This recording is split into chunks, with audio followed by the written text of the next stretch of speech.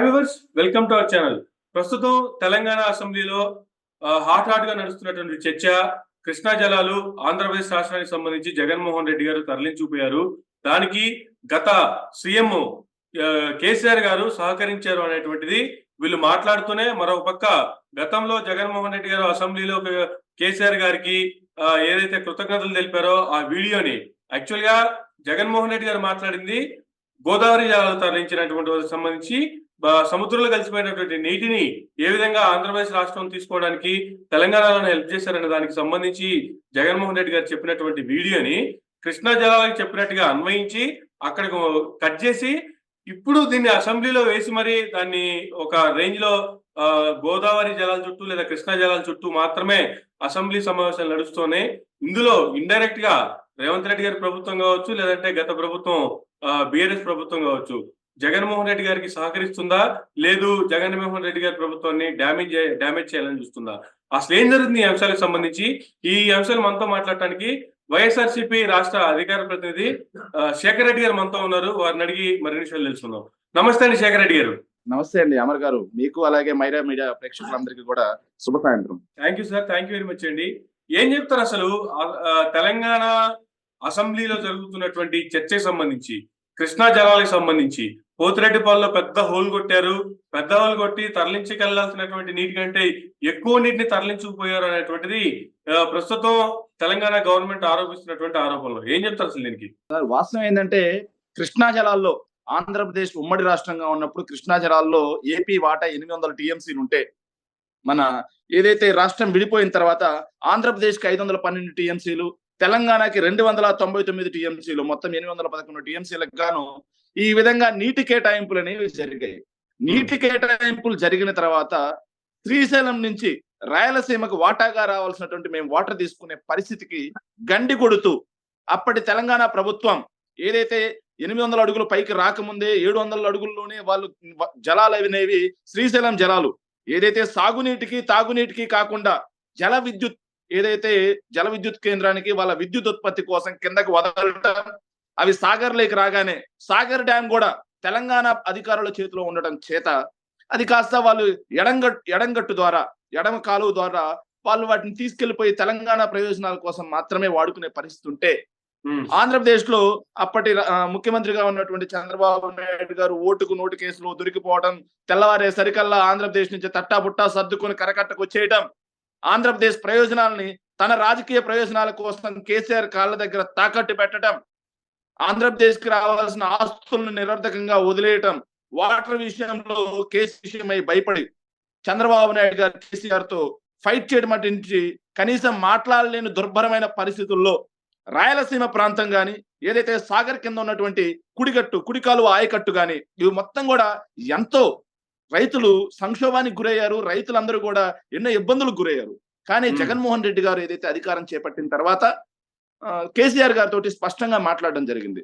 మాట్లాడిన క్రమంలో వీళ్ళు ఏదైతే ఈ రోజు చెప్తా ఉన్నారు, ఇది జగన్మోహన్ రెడ్డి గారు ఆయనకి థ్యాంక్స్ చెప్పాడని, జగన్మోహన్ రెడ్డి గారు స్పష్టంగా కేసీఆర్ ని కలిసినప్పుడు బేసిన్లు లేవు, బేసిజాలు లేవు అని ఏ విషయంలో మాట్లాడడం జరిగిందంటే, కృష్ణా జలాల్లో పైన ఆల్మట్టి హైట్ పెంచుతా ఉన్నారు, వాళ్ళు ఇంకా 100 టీఎంసీలు కర్ణాటక వాళ్ళు పెంచుకునే పరిస్థితి కనిపిస్తుంది, పైనుంచి నీళ్లు వచ్చే పరిస్థితి లేదు, కాబట్టి గోదావరి జలాలను కూడా మనం ఎత్తిపోసుకుంటూ తీసుకొచ్చి కృష్ణాలో కలుపుకుందామని ఒక ప్రతిపాదన వచ్చింది.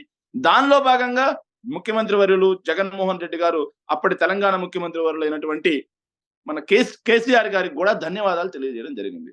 తర్వాత మా నీటిపారుదల యంత్రాంగం గాని, మా మంత్రివర్యులు గాని, మా అధికారులు గాని అందరూ కూడా తెలంగాణకి ఎన్నిసార్లు విన్నవించుకున్నా సరే మా రాష్ట్ర ప్రయోజనాలకి గండి కట్టే విధంగా వాళ్ళు మాత్రం 800 అడుగుల దగ్గర పంపులు, వాళ్ళు మాత్రం 800 అడుగుల లోపలే పంపులు పెట్టుకోవడం, నీళ్లు ఎత్తిపోసుకోవటం, ఏదైతే కల్వకుర్తి గాని, డిండి గాని, అలాగే శ్రీశైలంకు సంబంధించినటువంటి ఎస్ఎల్బిసి గాని, ఇవన్నీ పాలమూరు రంగారెడ్డి గాని, ఇవన్నీ కూడా వాళ్ళు శ్రీశైలం ఏదైతే ఎఫ్ఆర్ఎల్ 800 అడుగుల దగ్గర వాళ్ళు పెట్టుకొని, మేము మాత్రం గ్రావిటీ ద్వారా 840 అడుగుల దగ్గరికి వచ్చేసరికి గ్రావిటీ ద్వారా పోతిరెడ్డిపాడు ద్వారా మేము వాటర్ తీసుకెళ్ళాలి అనేది ఒక మాకున్నటువంటి ఏకైక మార్గం అది.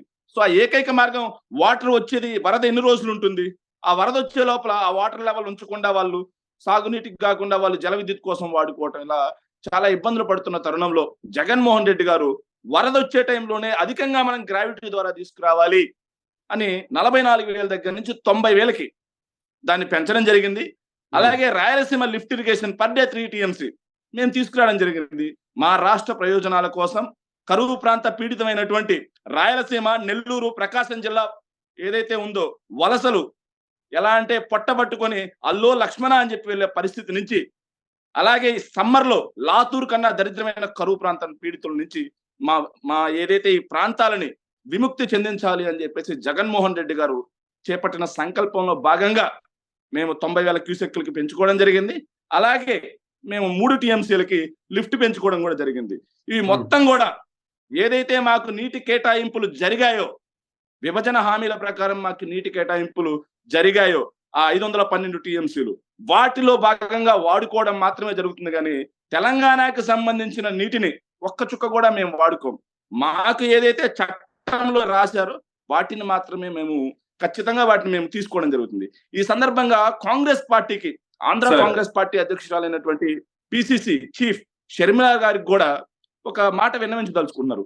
మీరేమో ఆంధ్ర రాష్ట్రంలో పర్యటిస్తూ, రాయలసీమలో పర్యటిస్తూ జగన్మోహన్ రెడ్డి గారి మీద నిరాధారమైన ఆరోపణలు చేస్తూ దుమ్మెత్తి పోస్తూ ఒక మాట అంటున్నారు. జగన్మోహన్ రెడ్డి గారు ఒక్క ప్రాజెక్ట్ అయినా పూర్తి చేశారా? జగన్మోహన్ రెడ్డి గారు ఒక్క చుక్క నీరైనా కొత్త నీరు తీసుకొచ్చారా అని మాట్లాడతారు. అదే మీ పార్టీకి చెందిన అధికారం, మీ కాంగ్రెస్ పార్టీ అధికారంలో ఉన్నటువంటి తెలంగాణ అసెంబ్లీలో మీ కాంగ్రెస్ పార్టీ నాయకులు మాత్రం జగన్మోహన్ రెడ్డి గారు నీటి ప్రాజెక్టులన్నీ కట్టేసుకుంటున్నాడు, జగన్మోహన్ రెడ్డి గారు వాటర్ మొత్తం రాయలసీమకు తీసుకెళ్తున్నారు అని చెప్పేసి వాళ్ళు మాట్లాడడం జరుగుతుంది. మీ కాంగ్రెస్ పార్టీ మాట్లాడేది నిజమా, లేకపోతే మీరు మాట్లాడేది నిజమా అనేది కూడా షర్మిల గారు ప్రజలకు తేటతలం చేయాల్సినటువంటి అవసరం ఉంది. ఇంకో విషయం, ఈ రోజు అసెంబ్లీలో మాట్లాడుతూ ఏదైతే తెలంగాణ ప్రాంతానికి చెందినటువంటి ప్రతిపక్ష పార్టీ అయినటువంటి టిఆర్ఎస్ హరీష్ రావు గారు మాట్లాడుతూ ఒక మాట అన్నారు. చలో అందరం కలిసి నాగార్జున సాగర్ మీదకి వెళ్దాం, అందరం కలిసి శ్రీశైలం ప్రాజెక్ట్ మీదకి వెళ్దాం, మన ప్రాంత ప్రయోజనాలను మనం కాపాడుకుందాం, మనల్ని రక్షించుకుందాం అనేసి అతను ఒక స్టేట్మెంట్ ఇవ్వడం కూడా జరిగింది. మరి ఆంధ్రప్రదేశ్ రాష్ట్రంలో కరువు సమస్య నుంచి దూరం చేయడం కోసం మన వాటాగా రావాల్సినటువంటి వాటర్ ని మనం ఖచ్చితంగా చేజిక్కించుకోవాల్సిందే అన్న దృఢ సంకల్పం, ఉక్కు సంకల్పంతో జగన్మోహన్ రెడ్డి గారు చేపట్టినటువంటి Rayalaseema lift irrigation per day 3 TMC కావచ్చు, అలాగే పోతిరెడ్డిపాడు హెడ్ రెగ్యులేటర్ 90,000 క్యూసెక్లకు పెంచడం కావచ్చు, వీటి మీద ఈ ప్రాంతానికే చెందినటువంటి నాది రాయలసీమ, నేను రాయలసీమ ప్రాంతంలోనే పుట్టాను అని చెప్పేసి ఒక పెద్ద ఆయన చంద్రబాబు నాయుడు గారు చెప్పుకుంటున్నారు. వాళ్ళ తనయుడు పోతూ నాది సీమే అని చెప్పి ఆయన తొడగొడుతున్నాడు. వాళ్ళ బావమరిది వచ్చేసి హిందూపూర్ సీమలోనే పోటీ చేసి గెలుస్తున్నాడు. వీళ్ళందరూ బేషరతుగా జగన్మోహన్ రెడ్డి గారికి మద్దతుగా ఈ రాయలసీమ లిఫ్ట్ ఇరిగేషన్ మీద కావచ్చు, అలాగే పోతిరెడ్డిపాడు హెడ్ రెగ్యులేటర్ పెంపు మీద కావచ్చు జగన్మోహన్ రెడ్డి గారికి మద్దతుగా మీరు స్టేట్మెంట్లు ఇవ్వడానికి సిద్ధమా అని చెప్పేసి ఈ సందర్భంగా తెలుగుదేశం పార్టీని నేను సూటిగా ప్రశ్నిస్తున్నాను. కానీ జరుగుతున్న ఎపిసోడ్ మొత్తం చూసుకుంటే కూడా శేఖర్ రెడ్డి గారు, జగన్మోహన్ రెడ్డి గారి గవర్నమెంట్ ని డ్యామేజ్ చేసే విధంగా ఉందా, లేదు జగన్మోహన్ రెడ్డి గారిని హైలైట్ చేసే విధంగా ఉందా? నిజంగా వాడు మగాడ్రా బుజ్జి అన్నట్టు వీళ్ళ నీళ్ల కోసం వీళ్ళు ప్రభుత్వాలు, అపోజిషన్ పార్టీలు కొట్టుకుంటూ పక్క రాష్ట్రంలో ఉన్నటువంటి జగన్మోహన్ రెడ్డి గారిని హైలైట్ చేస్తున్నారా అంటే ఏం చెప్తారు? అసలు మేము మొదటగా తెలంగాణ కాంగ్రెస్ పార్టీకి, వైఎస్ఆర్ కాంగ్రెస్ పార్టీ నేను ఒక ప్రతినిధిగా, లేకపోతే వైఎస్ఆర్ కాంగ్రెస్ పార్టీ నాయకుడిగా నేను మాట్లాడతలేనండి. ఆంధ్రప్రదేశ్ రాష్ట్ర పౌరుడిగా అదే కరువు ప్రాంత పీడితానికి చెందినటువంటి ఏదైతే మాది కూడా ఉదయగిరి ప్రాంతం, వెలుగొండ వాటర్ మాకు వచ్చే అవకాశం ఉంది, ఆ ప్రాంతానికి చెందిన వాడిగా నేను చెప్తున్నాను.